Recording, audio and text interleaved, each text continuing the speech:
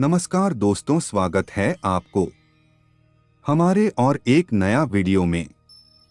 अक्सर हमारे मन में सवाल आता है कि कलयुग का सबसे शक्तिशाली मंत्र कौन सा है, तो इसका जवाब बहुत ही सरल है।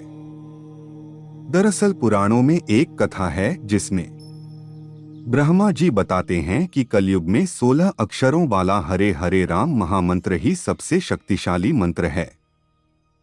यह कथा कलिसंतरण उपनिषद में आती है, जिसमें नारद जी ब्रह्मा जी से पूछते हैं कि कलयुग में जीवों का उद्धार कैसे होगा।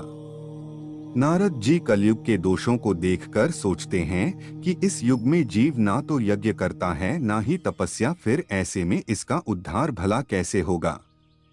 ब्रह्मा जी कहते हैं कि कलयुग में भगवान का नाम उच्चारण करने से ही व्यक्ति के सारे दोष दूर हो जाएंगे। फिर नारद जी पूछते हैं कि वो कौन सा नाम है। ब्रह्मा जी कहते हैं कि यह 16 अक्षरों वाला हरे राम महामंत्र ही कलयुग का सबसे शक्तिशाली मंत्र है। नारद जी ने पूछा कि इसके जपने की क्या विधि है। ब्रह्मा जी ने कहा कि इसके जपने की कोई खास विधि नहीं है, बल्कि इसे कभी भी जपा जा सकता है। नहाते धोते, चलते फिरते या फिर उठते बैठते कभी भी यह कलयुग का सबसे शक्तिशाली मंत्र जपा जा सकता है। इस मंत्र को जपने की कोई विधि नहीं है, और जैसे ही कोई व्यक्ति इस मंत्र को 3-5-0-0-0-0-0 बार जप लेता है तो उसके ब्रह्महत्या जैसे पापों का भी नाश हो जाता है। यहाँ तक कि कर्तव्यों का त्याग करने वाला व्यक्ति भी इस मंत्र के जाप से पाप रहित हो जाता है। चोरी करने वाला, झूठ बोलने वाला, मदिरा पीने वाला भी इस मंत्र के जाप से परम पवित्र हो जाता है। यहाँ तक कि वाल्मीकि जी, जिन्होंने ऋषियों के बालों से बैलगाड़ी भर दी थी, वाल्मीकि जी का नाम उस समय रत्नाकर था और उन्होंने इतने ब्रह्म ऋषियों को मारा था कि उनसे राम नाम बोला नहीं जा रहा था। तब उल्टा नाम मरा मरा जप करके ही ब्रह्मा के समान हो गए। इस मंत्र का उल्लेख अग्नि पुराण में भी मिलता है और इसके साथ ही इस महामंत्र का उल्लेख अन्य जगहों पर भी किया गया है। इसी के साथ नारद जी खुद भी 16 अक्षरों वाले इस महामंत्र का जाप ही करते हैं।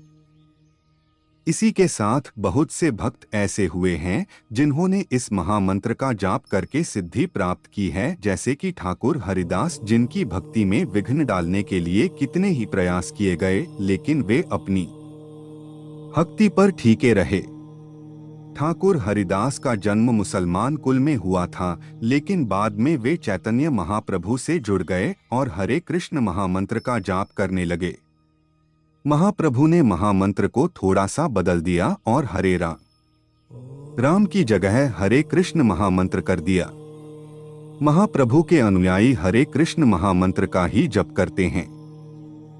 कलयुग का सबसे शक्तिशाली मंत्र कैसे जपना चाहिए। महाप्रभु का कहना है कि हरे कृष्ण महामंत्र को उच्च ध्वनि से जपना चाहिए, जिससे जपने वाले का और सुनने वाले का दोनों का ही उद्धार हो सके। ठाकुर हरिदास जी का कहना है कि उच्च ध्वनि से जाप ज्यादा असरदार होता है, क्योंकि ऐसा करने से जप करने वाले और सुनने वाले दोनों का ही लाभ होता है। उच्च ध्वनि से जाप करने से छोटे छोटे जीव जंतु जैसे चींटी इत्यादि का भी उद्धार होता है। वही कुछ लोगों का मानना यह भी है कि उच्च ध्वनि ने जाप करना उतना असरदार नहीं होता जितना मानसिक जाप होता है। मनुस्मृति में भी यह बताया गया है कि मानसिक जाप उच्च ध्वनि के जाप से कई गुना अधिक प्रभावशाली होता है। गौड़ीय मठ वाले चैतन्य महाप्रभु के समर्थक हैं और ये उच्च ध्वनि से महामंत्र का जाप करते हैं, वहीं कुछ दूसरी संप्रदाय वाले मानसिक जाप करते हैं। गौड़ीय वैष्णवों का मानना है कि यह महामंत्र आध्यात्मिक जगत से जीव का संबंध जोड़ता है। इस्कॉन के संस्थापक आचार्य स्वामी श्री प्रभुपाद जी का कहना है कि यह महामंत्र हमारा संबंध भगवान कृष्ण से जोड़ता है और जो भी व्यक्ति इस हरे कृष्ण महामंत्र का जाप करता है वह जन्म मरण से मुक्त हो जाता है। प्रभुपाद जी का कहना है कि कलयुग में हरे कृष्ण महामंत्र को उच्च ध्वनि से ही सर्वथा जपना चाहिए।